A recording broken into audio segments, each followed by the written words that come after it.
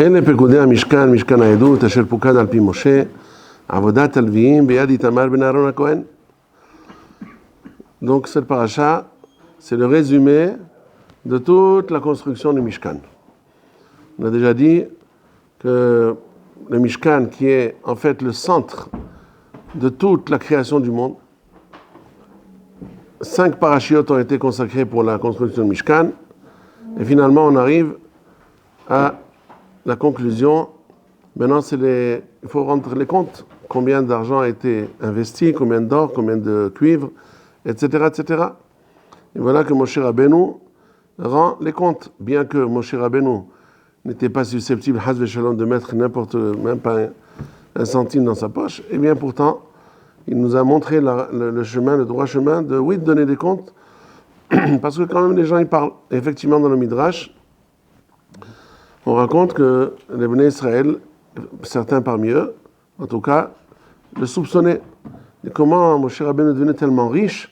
De quoi vous pensez qu'il est devenu tellement riche? Certainement, par les débris, ce qui reste du Mishkan, il a certainement mis quelque chose dans la poche. C'est pour ça qu'il a donné les comptes de ce qu'il a fait avec chaque matériau qu'il a reçu, qu'est-ce qu'il a fait avec. Bon, ça c'est déjà connu, mais en ce qui nous concerne, puisque nous essayons, Bezrat Hashem, de retenir le moussar, la morale de tout ce que nous étudions dans la Torah. Alors, ça doit nous faire, dans notre contexte, ça doit nous apprendre à donner des comptes également à nous-mêmes, pour tout ce que nous faisons dans ce monde. Rav Moshe Feinstein explique dans son livre de Drashot, Darash Moshe, il dit que Ele Pekudei Mishkan, ça nous apprend à faire toujours le compte de chaque bien qui nous a été donné par HaKadosh Baruch Hu, de ne pas le dépenser en vain. Si on a la mitzvah de Bal Tashrit, on n'a pas le droit de jeter un aliment qui peut servir à la consommation, on n'a pas le droit de le jeter, qu'il aille à pourrir. Il y a des tzadikim, mamash, ils faisaient très attention à cela, comme le Rabbi Asher Freund, à la Vachalom, il faisait très attention à tout. Même quand il voyait une pomme à demi pourrie, il prenait la moitié qui n'était pas encore pourrie pour essayer de la sauver, faire avec un tikkun, pour ne pas perdre quoi que ce soit. Bal tashrit, bal tashrit. Alors si bal tashrit, des petits fruits comme ça, des petits aliments, c'est tellement important qu'il y ait un lav de oraita. Lav, c'est un des tarek mitzvot. Alors Kal Vahomer, sur bal tashrit de ce que Akadosh nous a donné de plus cher dans le monde. Quoi? Le temps. Akadosh nous a donné le temps. Chaque minute, elle doit être comptée, elle doit être utilisée à bon escient. Eh bien, il faut faire. Ele Pekudei Mishkan, quand on étudie cette paracha, quand on la lit, ça doit tout de suite nous rappeler, est-ce que nous, on donne assez de compte pour ce que Akadosh nous a donné? De donner une bonne santé, est-ce qu'on la maintient parce que c'est un atout, c'est quelque chose que le nous a donné, c'est des biens que le nous a donné. La santé, c'est pas évident du tout. Il y en a malheureusement qui ont perdu leur santé et ils vivent comme des épaves. Ils peuvent pas gérer leur vie comme il faut, ils peuvent pas étudier la Torah comme il faut.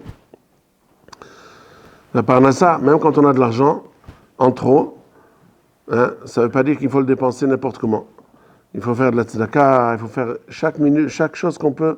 Il faut donner des comptes. On ne fait pas n'importe quoi. Tout ce que je nous a donné, demandera des comptes. Qu'est-ce que tu as fait avec le temps que je t'ai donné? Qu'est-ce que tu as fait avec ceci? Qu'est-ce que tu as fait avec cela? Havetz Haïm pleurait. Alors, Vachalom, quand il étudiait la Gemara dans Gittin Kavdal de Resh Lakish. Resh Lakish, sur son lit de mort, il a vu qu'il a laissé cave Korkum. Cave, c'est quoi cave? C'est quelque chose comme 1 kilo environ. De quoi? De Korkum. C'est. Comment on dit Korkum en français? Non, pas de cumin. Curcuma. Curcuma? Oui, Korkum. Alors, curcuma. C'est une épice. Il a laissé en trop. Il n'a pas utilisé jusqu'à la dernière minute. Il voyait qu'il allait lui rester encore. Il a dit, c'est dommage. J'ai perdu du temps pour cela, alors que j'aurais pu gagner ce temps pour étudier plus la Torah. Le Havetz Haïm, un jour, il vient chez son fils. Son fils, il habitait à côté de lui. Alors que le Havetz Haïm habitait une baraque très, très pachoute, sans aucun luxe. Son fils, il a décidé quand même pour son bien-être, pour se sentir mieux, pour avoir un peu plus de simha, eh bien, il a décidé de mettre du papier peint. Alors, quand il a mis le papier peint, il a invité son père pour vers Hanoukat Habayit. Le Havetz Haïm, il vient pour faire Hanoukat Habayit avec son fils, et il découvre qu'il y a du papier peint. Il a été le Havetz Haïm, il a touché le papier peint, il a commencé à embrasser ses doigts comme si c'était quelque chose de vénérable. Alors, le fils de Havetz Haïm ne comprend pas. Papa, qu'est-ce que c'est que c'est tellement kadosh? Il dit oui, bien sûr. C'est Bait Shel Torah. C'est une maison de Torah. Maison de Torah. Les papiers peints, c'est de la Torah, je ne comprends pas. Alors, c'est une maison de Torah, embrasse les Sfarim. C'est vrai à Kodesh. Ben, Hashem, j'ai une sifria, j'ai une bibliothèque où j'ai des Sfarim. Pourquoi embrasser le papier peint? Il dit, je ne comprends pas. C'est pas du papier peint, c'est des dapines de Gemara. C'est des dapines de Gemara. J'embrasse des pages de Gemara. Dis-moi, à quoi tu peux en venir? Page de Gemara? Je comprends pas. Il dit, oui, mon fils, tu n'as pas compris. Comment tu as fait pour acheter le papier peint? Il fallait que tu travailles, que tu aies de l'argent.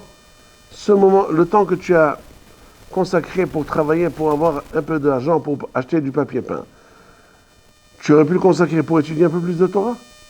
Ça veut dire que là, tu n'as pas mis de papier peint, tu as mis des dapines de Gemara que tu aurais pu étudier. Au lieu de les étudier, tu as mis du papier peint. C'est pour ça que je dis, tu as mis, ta maison est pleine de Torah. C'est un peu, ça rappelle un peu la Gemara.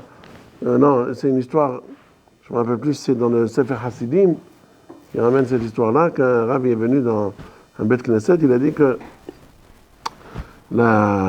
cette Beth Knesset, elle est pleine de tfilotes. Alors ils étaient contents. Ah, il a dit non, parce que les tfilotes, elles ne montent pas aussi, elles restent là, elles arrivent au plafond, elles ne peuvent plus monter, parce qu'il y a beaucoup de choses qui empêchent les tfilotes de monter. Alors c'est pareil. Havetz Haïm, comme ça il a dit. Haval, le père de son temps, pour des futilités. Hazan et Hezkel à la Bacheva, on pourrait dire que Abraham, un gabon de Torah, c'est la Bacheva du monde. Il a écrit beaucoup de sfarim sur la Tosefta, Hazan et Hezkel. Gadol, nous dit l'habitude de et lui, il disait, dans la tfila de Kippour, on tenait Tokef, c'est une tfila originelle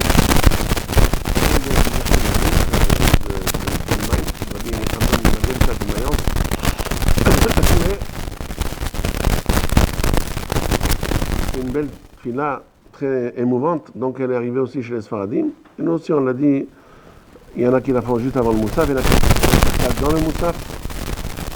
Alors cette tfila, il y a des passages qui sont très émouvants et beaucoup de gens pleurent quand ils font ces passages-là. Quand est-ce qu'ils pleurent? Ils disent, tu vas, mi yehye, ou mi yamout, mi be'ito, mi lo be'ito. Alors ils ont pleurent parce qu'ils comprennent le moment où le décret se...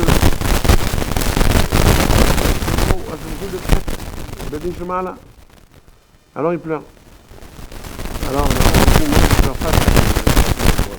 C'est pas la même. On peut pleurer un petit peu.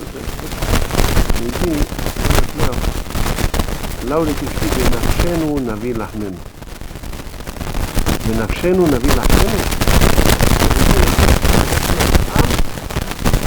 On acquiert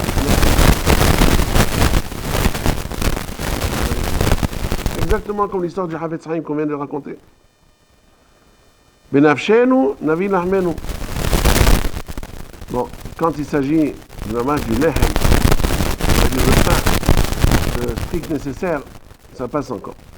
Mais quand il s'agit de, parce que c'est aussi une mitzvah, d'aller gagner son pain et d'avoir des kohot pour étudier la Torah, pour faire les mitzvot, c'est sûr et certain que c'est aussi une mitzvah. Mais quand on a déjà on a ce qu'il faut et on commence à travailler pour plus, alors là, Benafshenu navi nahmenu. On acquiert notre pain. C'est-à-dire tout ce qu'on a, toutes les tarots, tout ça qu'on a besoin encore plus, un peu de papier peint, un peu de tout cela, c'est du temps. Le Havetz Haim disait aussi, Kesef, Aolam Omrim, time is money. Le temps, c'est de l'argent. Mais lui, nous on dit, l'argent c'est du temps. Si tu dois gagner plus d'argent qu'il n'en faut, tu le gagnes en perdant ton temps. Rabbi Ovadia Yosef, Alav Shalom, Maran, il nous racontait son gendre qui habite pas loin de là. Rabbi Mordechai Toledano. Il nous a dit toujours que quand il devait faire des travaux à la maison, des fois, je vais le faire moi-même. Donc on va économiser un peu d'argent. Il devait arranger quelque chose pour faire en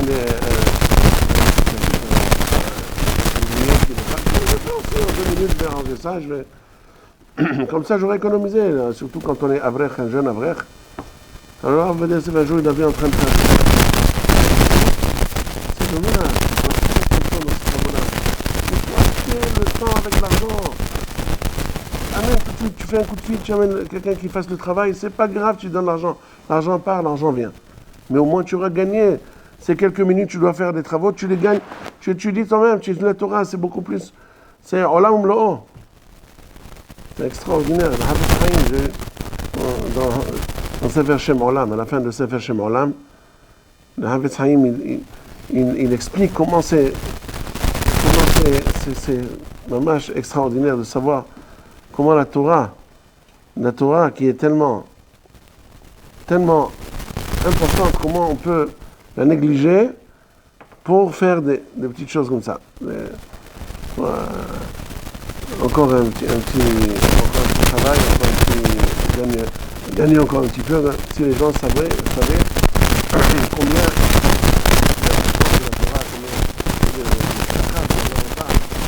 l'infini, qu'est-ce que c'est que l'infini? C'est-à-dire on prend des morceaux de Olam Hazeh à la place de l'infini. Ça veut dire le onek de chaque limut Torah. Ba'olam Hazeh ou ba'olam haba. C'est éternel. Alors, au lieu de prendre cela, qu'est-ce qu'on fait? On essaie de donner encore un petit morceau de Olam Hazeh, encore un petit morceau, et à la place, on consacre l'infini. Imaginez ça. Qu'est-ce que je veux dire? C'est un Shem Olam, il donne des meshalim là-dessus extraordinaires.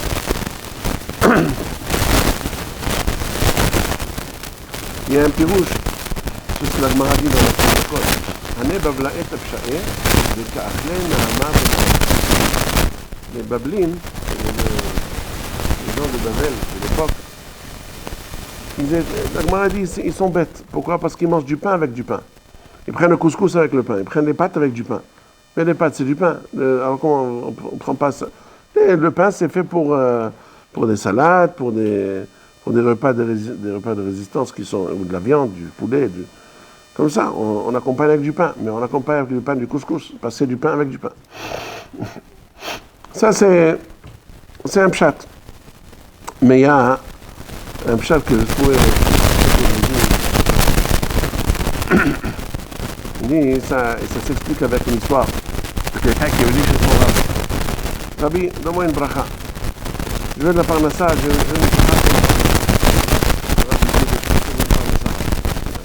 parnassa. Il faut bien avoir de la parnassa pour avoir un gagne-pain, pour pouvoir manger. Et pourquoi tu as besoin de manger? Rabbi, il faut bien manger pour avoir de la force, pour avoir de la force. Et pourquoi tu as besoin d'avoir de la force? Il faut bien travailler. Avec quoi je vais avoir la force de travailler? Et pourquoi tu travailles? Et pour gagner mon pain. Ah, donc ça veut dire que tu manges du pain pour manger du pain. Tu manges du pain pour avoir la force de travailler pour encore une fois manger du pain. C'est ça ce qui s'appelait Bavlae, Nahama, Benahama. Tu manges du pain pour manger du pain. C'est-à-dire que tu n'as pas un autre but que de manger du pain toute ta vie. Alors ça c'est Haval. C'est-à-dire il faut savoir que Aikar Aikarim, c'est de consacrer tout son temps, le maximum pour avoir une chose. C'est ça ce qu'on apprend de El Pekudei HaMishkan. El Pekudei HaMishkan, c'est donner compte chaque jour de ce qu'on a fait. Est-ce qu'on a consacré le maximum de temps pour la Torah pour les mitzvot de Maasim Tovim, est-ce qu'on n'a pas perdu des minutes à gauche, à droite? Bon, encore une fois, il faut savoir aussi que Haneg Bahem Minag Derech Eretz. D'accord? Halakha comme Rabbi Ishmael. Rabbi Ishmael Bar Yochai, on ne travaille pas du tout, il faut rien qu'étudier toute la journée, l'argent il viendra de Min HaShamayim. Rabbi Ishmael a dit Albe Asukem La'ata Biyadam. Même la Mishnah dit que même quand on dit un des 48 kinyanim, c'est quoi? Mi'ut. C'est quoi Mi'ut? Alors, Pshat Pashout, il faut un minimum de parler des paroles futiles. Le minimum, le moins que tu peux, le mieux c'est ne rien parler de futile. Rien que Torah. Il y en a qui expliquent, mais Otziha, ça fait partie aussi d'un des films. On a besoin de parler un petit peu pour un petit peu, parce que quand tu as trop de méta, quand on devient trop serré de travail, on peut claquer. Namash, il y a 2 semaines environ,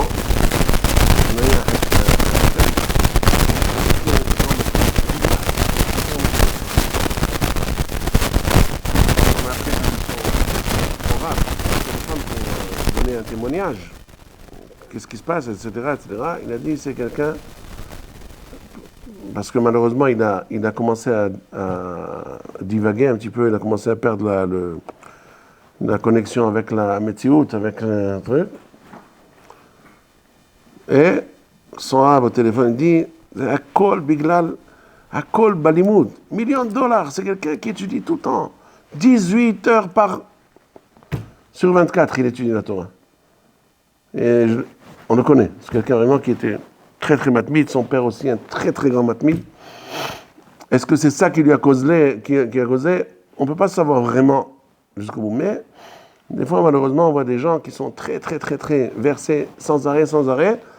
Il faut savoir connaître ses limites. Si on ne connaît pas ses limites, on peut faire des erreurs.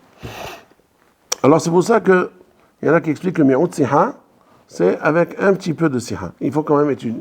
Des fois comme ça, prendre un petit 10 minutes, un quart d'heure, quand on a beaucoup étudié, qu'on a besoin un peu de relax, un peu parler. Bien entendu, faire attention, pas de la shonara, pas de rechilut, pas de varim qui sont interdits, mais parler un petit peu pour se faire aérer un petit peu le cerveau, ça fait du bien.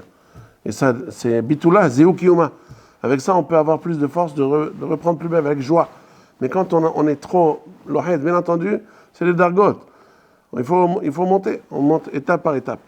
Au début, on a besoin d'une demi-heure de parole de tzihah betela par jour. Après, il faut essayer, quand on prend goût à la Torah, alors on a besoin de moins que cela, on peut se contenter de 20 minutes, et après on peut se contenter de 10 minutes, et après on peut devenir un matmid qui n'a que la Torah dans la tête, et ça ne le dérange vraiment pas de ne pas parler 5 minutes. Au contraire, il est tellement versé, et bien entendu, même quelqu'un comme cela, des fois il lui arrive que, des fois il n'en peut plus, il faut connaître ses limites, il faut reconnaître qu'on est rien que Bassar Vadam, et faire une petite pause pour Bitula Zeukiyuma, pour après reprendre davantage. Ça pour le Inyan qu'on a dit de Elle Pekoudé à Mishkan, ça veut dire Mishkan, c'est comme Mishkan. Mishkan à Edout, on est là pour être un Mishkan pour la Edout. On est là pour être un réceptacle pour la Edout qui est la Torah. C'est pour ça qu'il faut faire Pekoudé, il faut toujours compter, il faut savoir est-ce qu'on vraiment on est dans le compte, on a perdu du temps bêtement. Aujourd'hui, il y a des gens qui perdent du temps. Il faut prendre conscience de ça. On est arrivé à des choses très absurdes dans ce monde. Même les Bahouré Shivot, même les trucs. Aujourd'hui, il y a, même dans les Shivot, il y a des gens, des Bahourim, qui sont devenus admirateurs de chanteurs. Ils passent leur temps à parler des chanteurs. Celui-là, il chante comme ci, celui-là, il chante comme ça. Quel disque il a fait sortir, quel disque il a fait aussi. On parle de choses qui sont vraiment futiles. On a perdu. Alors, je vais vous raconter une petite histoire brève, elle est longue, mais je la raconte très brève, pour expliquer l'absurde que nous avons aujourd'hui. Alors, on raconte, il y a des centaines d'années de cela, quand les les Britanniques ont commencé à s'expansionner. Ils ont été vers le Far Est, n'est-ce pas? Ils ont été en Asie, ils ont colonisé l'Inde et tout ce qui s'ensuit. Alors, à l'époque, les hindous, les Indiens, ils étaient très arriérés, bien entendu. Ils étaient très, très arriérés. Quand les Britanniques, les Anglais sont arrivés sur place, ils ont pu les acheter pour des bagatelles. Ils ont fait des esclaves, carrément. On a des choses qui tout type de. Alors, tout était bien pour les Anglais, parce que ils gagnaient plus d'argent, et ils commençaient à exploiter tout ce qu'il y avait comme minéraux, comme tout ça. Ils envoyaient ça en Angleterre, et ils devenaient de plus en plus. C'est ça les colonies. Les Anglais qui habitaient un climat très frais, on sait tous qu'Angleterre est très basse au long de l'année, et quand ils arrivent en Inde, ils étouffent de chaleur. Et à l'époque, bien entendu, il n'y avait pas la clim. Alors comment ils vont faire? Ils ne savaient pas quoi faire. Ça les rendait fous, ils devenaient nerveux, ils ne savaient plus quoi faire avec la chaleur. Alors au début, ils ont commencé avec les comment ça s'appelle? Les ventilateurs, les éventails. Et après, c'est devenu pénible. On ne peut pas avoir une main dans l'éventail. Il y a des travaux qui nécessitent deux mains. On ne peut pas avec une main dans l'éventail tout le temps. Alors ils ont commencé à prendre les Indiens, les citoyens autochtones, pour leur demander, avec un grouche par jour, quelques centimes, ils étaient contents toute la journée. Lui, il travaille, et lui, il est ventilateur. À la fin, ils ont découvert que c'était quand même pas tellement, parce que le goy là-bas, le goy, ils sont tous des goïs, mais comment on dit, les Indiens, les hindous, je sais pas, non, les hindous, c'est une religion, les Indiens, c'est une nationalité. Alors eux, à force de ventiler, et ils avaient chaud eux aussi, alors ils transpiraient, alors ça devenait pénible de respirer la transpiration de ces. Alors il fallait qu'ils trouvent une autre astuce. Ils ont trouvé une astuce que les goïms qui leur faisaient la ventilation, ils sortiraient en dehors de la pièce. Ils ont fait un trou dans le mur avec une certaine chaîne qui allait et qui faisait tourner une manivelle, quelque chose, un système comme ça. L'Indien là-bas était dehors et il faisait marcher la manivelle à longueur de journée. Et cette manivelle-là, elle faisait du vent. Alors, ils étaient contents. Lui, il était dehors, donc il n'y avait pas d'odeur, il n'y avait pas de transpiration, il n'y avait rien du tout. Et lui, ça lui faisait une belle clim, l'air était tout le temps en circulation, et il pouvait travailler. Combien d'argent? Mamash, le hachou. C'était pas beaucoup. Tout cela, c'est bien. Jusqu'au jour où les Anglais, entre eux, ils ont commencé à parler. Oui, moi, mon Indien, il me fait une ventilation extraordinaire. Oh, tu sais pas, le mien, il fait encore beaucoup mieux. C'est devenu maintenant une compétition. Le mien, il est meilleur, le mien, il est meilleur. À la fin, ils ont commencé à faire. Regarde, je vais te montrer le mien. Viens voir un peu comment le mien est fait. On se sentait vraiment dans la clim comme aujourd'hui. Maman, 22 degrés. Tout le temps, c'était continu, c'était vraiment. Celui qui faisait cela dehors, il était très spécialiste. Alors ils sont sortis le voir, et quand les gens venaient le voir, c'était déjà à la une des journaux, Monsieur Intel qui fait la ventilation, il est le plus spécialiste. Alors quand il a vu que les gens regardaient, l'admiraient, il a dit, je ne vais pas commencer avec être un va-nu-pied qui fait cela, il a commencé à bien s'habiller, il a commencé à s'arranger, il met une cravate, tout ça. Les gens me regardent, je suis devenu un acteur important. Il y avait même des tribunes autour de lui pour voir comment il faisait. Il a commencé même à ranger, à danser selon le rythme de. Il a commencé à faire des exploits, à devenir un vrai artiste, et tout le monde commençait à le voir. Jusqu'au jour où même les habitants de la maison, hein, au lieu d'être dedans pour profiter de l'air, ils ont commencé aussi à s'asseoir sur les tribunes parmi les spectateurs qui regardaient comment il était en train de faire la manivelle, et il la faisait avec beaucoup de trucs comme ça. Voilà. Un jour, le frère de du Baal Habayit, il vient, il voit des gens crier, ouais, il a eu peur. Après, il avait compris que c'était une compétition, les gens, ils applaudissaient comme si c'était un match de foot. Il rentre à la maison, il voit personne. Où est-ce qu'il est, monsieur? Il dit, il est dehors, dans les tribunes. Dans les tribunes, 4 tribunes. Il sort, il voit tout un spectacle là-bas, et il reconnaît son frère. Qu'est-ce que tu fais là, dis-moi? Il dit, tu n'as pas vu mon Menafnef, comment on dit? Celui qui me fait l'air. C'est le meilleur, je suis en train de regarde comment il fait tellement bien, c'est le meilleur de la compétition. J'ai dit, mais pourquoi il fait ça, il met de l'air? Pour que la maison soit fraîche. Mais la maison, pour qui? Il n'y a personne à la maison. Tu es là, tu es venu le regarder, tu ne profites pas de cela. Le frère, il a compris que c'était vraiment absurde, il a eu honte. Et bon, l'histoire s'arrête là, mais pour nous, le Moussar Asken, c'est quoi? C'est qu'on n'est pas loin de ça, malheureusement. À l'origine, pourquoi il y avait des chanteurs? Il y avait une bar mitzvah, il y avait un mariage. L'essentiel, c'était le hatan, la kala, pour être mesameh hatan le kala. Alors, on a amené un chanteur qui faisait un petit peu de musique pour que ça devienne sameah. Jusqu'au jour où, petit à petit, les chanteurs sont devenus des artistes, des idoles. Tout le monde maintenant parle que de ça. C'est de la folie. Ils n'arrêtent pas de parler des chanteurs. Celui-là, il est comme ci, celui-là, il est comme ça. Mamash, on a commencé à faire d'eux, Mamash, Avodah Zara.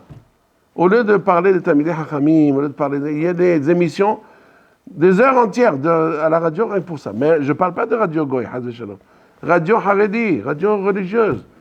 Et ça, Mamash, quand il m'arrive d'entendre cela, tout de suite, je ne peux pas supporter. Comment on peut faire un inyan, comment on peut faire quelque chose de cela? Comment? Un chanteur, il a beau être un très bon chanteur, mais c'est pas un but en soi. Comment on peut? S'il faut déjà faire des éloges, c'est pour les grands Talmidei Chachamim, pour les Avdei Hashem, pour ceux qui font les mitzvot, ceux qui font du Hesed. Ça oui, il faut les glorifier pour que les gens apprennent d'eux. Mais parler d'un quelqu'un qui a une belle voix, qui sait attirer le truc. Et vous voyez dans les mariages aujourd'hui, il y a des gens, au lieu de s'occuper d'être Mesameh Hatan Mekala, quand c'est un chanteur qui sait faire de l'ambiance, tu vois tout le temps autour de lui en train de regarder comment il fait. Et où est-ce qu'il y a un Hatan, le pauvre, c'est à peine s'il trouve quelqu'un pour danser avec lui. On est arrivé. Ça s'appelle la perte de temps. C'est la plus grande perte de temps du monde. Il faut savoir, les Pekoudei Mishkan, savoir, il n'y a pas de Baalei Batim aujourd'hui, ils ne sont pas venus faire la tefila. Hein? אז מה נעשה, נמשיך? מה שתגידו, ברוך אתה ה' אלוהינו מלך העולם שהכל נהיה בדברו.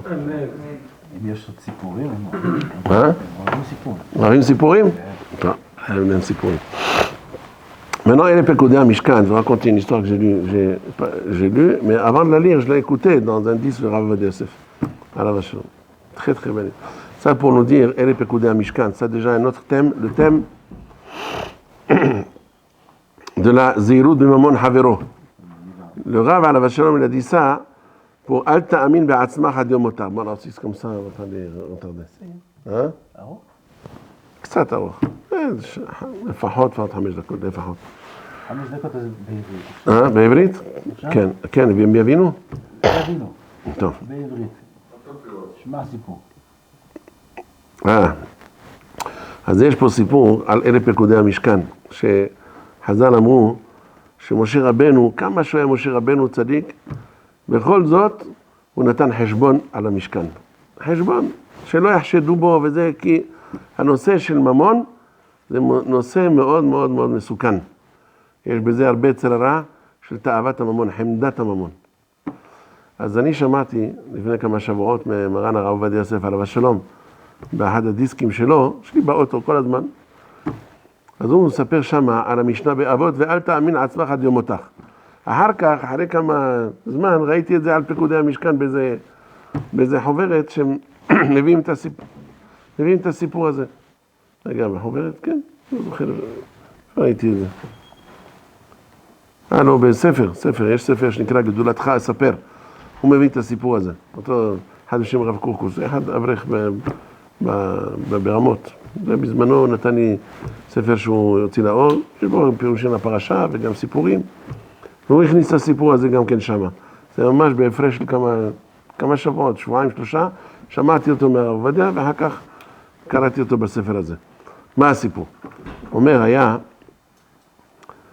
יהודי אחד בגליציה, דהיינו, אזור, היום זה נקרא, זה אזור של אוקראינה, פעם זה היה נקרא גליציה, לבוב, שם יש שם העיר שנקראת לבוב, באזור שם כל היישובים מסביב, היה יהודי אחד שהיה לו עסקים גדולים, והוא היה מוכר בהקפה.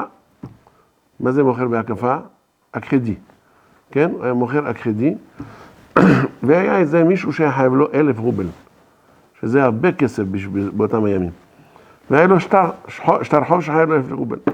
עכשיו יום אחד הוא ביקש מהשליח שלו, שישלח לו, לאותו סוחר, הזמנה, להביא לו איזה סחורות הוא יכול למכור לו עוד. שישלח לו מכתב עם הסחורות שהוא יכול, והיה מונח על השולחן השטר חוב הזה.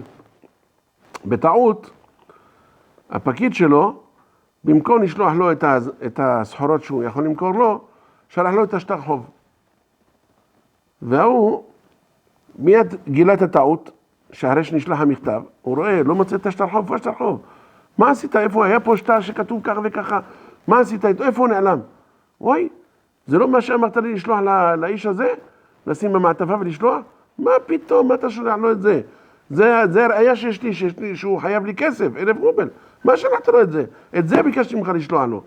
מה אתה אומר? כן, אני ממש מתנצל, טעיתי. טוב, עכשיו הדואר כבר יצא. מה יעשה? הוא הלך מיד שלח לו מכתב חדש.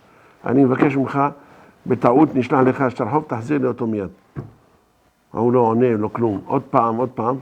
בסוף הוא אומר לו, מה אתה מבלבל את המוח? אני בכלל לא ראיתי, אין דבר כזה, בכלל לא קיבלתי שום מכתב כזה, ואתה עוד חושד בי שאני לא מחזיר לך, אני מאוד כועס עליך שאתה פוגע בי, שאני כביכול חייב לך משהו, מה פתאום, לא קיבלתי כלום. ומה עם החוב? לא חייב לך כלום. האיש הזה מסכן היה בצער גדול.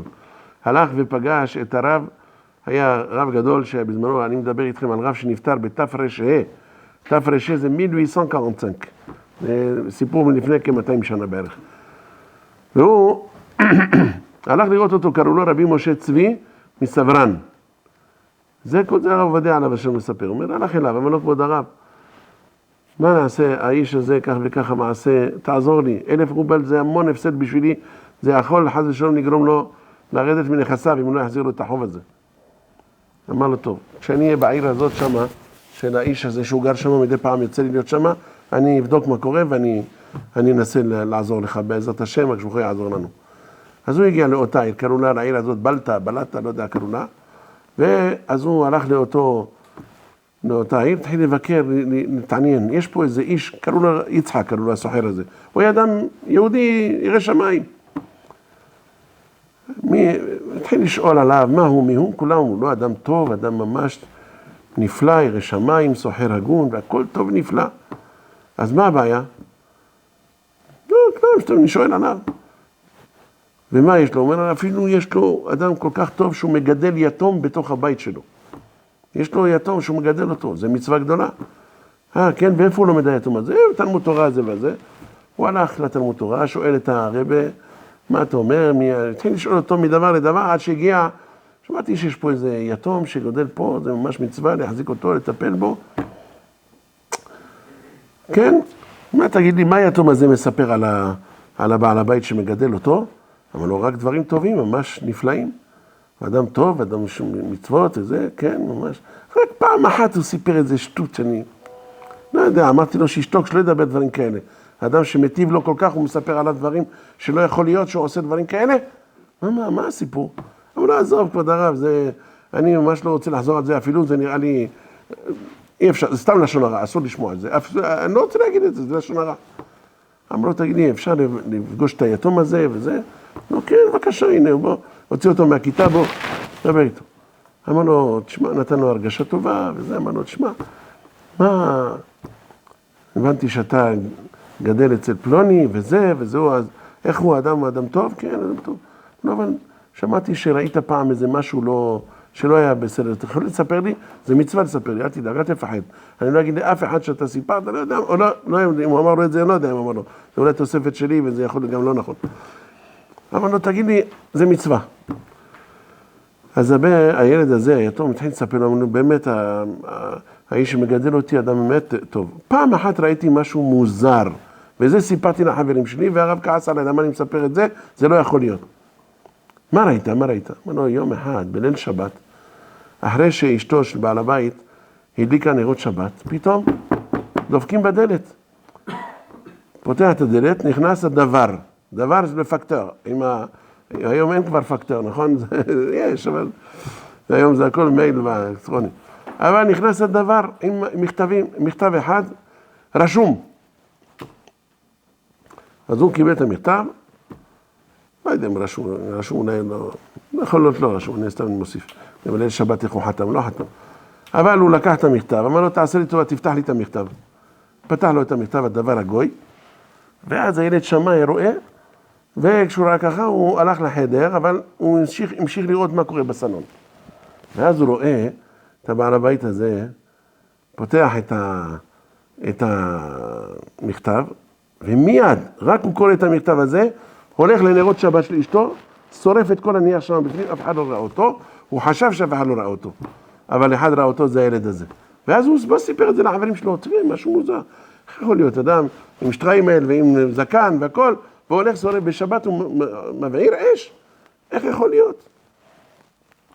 ועל זה השתיק אותו הרב שלו. אמר לו, תודה רבה בני שסיפרת לי. אז הוא הלך, אסף בית דין, והזמינו את האיש הזה לדין תורה. אמר לו, תגיד לי, יש פה תובע אותך פלוני, זה, איפה הכסף, איפה השטר? לקחת את השטר, תביא את השטר. מה פתאום, אין שום שטר ואין שום חוב ולא כלום. זה סתם, הוא מדבר דברים בטלים, לא היה ולא נברא. אמר לו, טוב, אנחנו נראה מה אנחנו נחליט על זה. הוציאו אותו, ואז החליטו בית הדין, הוא חייב לשלם 1,000 רובל. אחר כך הכניסו אותו, הפסק יצא, חייב לשלם 1,000 רובל. מה? איזה דין זה? זה לא הגיוני, זה לא יכול להיות, אין לכם שום ראיות, אתם סתם פוסקים. אמר לו, תשמע, תגיד את האמת, אני הולך עכשיו להגיד את האמת. אתה, הגיע לך השטר הזה ואתה שרפת אותו בליל שבת בנרות של אשתך, שהדליקה בשבת. ההוא שמע ככה, בום, נפל התעלף. אז כל הרבנים, הוא עוד לא סיפר להם, אמרו לו, מה, רוח הקודש, מה קרה? לא, רוח הקודש. אז הוא סיפר להם שאיזה מלאך קטן שהוא סיפר לו את זה, זה היתום הזה, סיפר לו את כל הסיפור. אבל האיש חשב שזה רוח הקודש. לכן הוא מיד נכנע ואמר, סליחה, אני מבקש סליחה, עשיתי עבירה וזה, אוי ואבוי. זה היה השטר שהגיע לו בליל שבת עם הדבר, והוא שרף אותו כדי להעלים כל הראיות. אז הוא אומר לך, הרב, אל תאמין בעצמך עד יום מותך. הנה לך אדם, ירא שמיים, שומר שבת, ומגדל יתום בתוך ביתו, ועושה צדקות, אבל ברגע שתפס אותו יצר הרע, בשנייה אחת, הוא לא חשב פעמיים. שבת לא שבת, לא, עכשיו קודם כל, מה בוער לו? יכול להחביא אותו, אבל יצר הרע, עבירה גוררת עבירה. בגלל שהוא הכחיש, שהאון אמר לו, שתחזיר לי את הכסף, הוא הכחיש, אז לאט לאט הוא נכנס בתוך מערבולת של שקרים, ולכן הוא כבר היה משוחד, הוא לא יכול לחכות, אולי מישהו יראה את זה, אולי אשתו תגלה את השטר הזה, אולי ככה, לכן הלך ושרף אותו. אל תאמין בעצמך עד יום מותך. וגם, למדנו גם כן מה זה חמדת ההון. צריך לתת חשבון ולהיות זהיר מאוד מאוד, עם המון חברו, השם יזכנו ויציל אותנו מכל חטא ועוון, נזכה תמיד לקדש משמיים, אמן ואמן, רבי יחנן בן עקשיא אומר.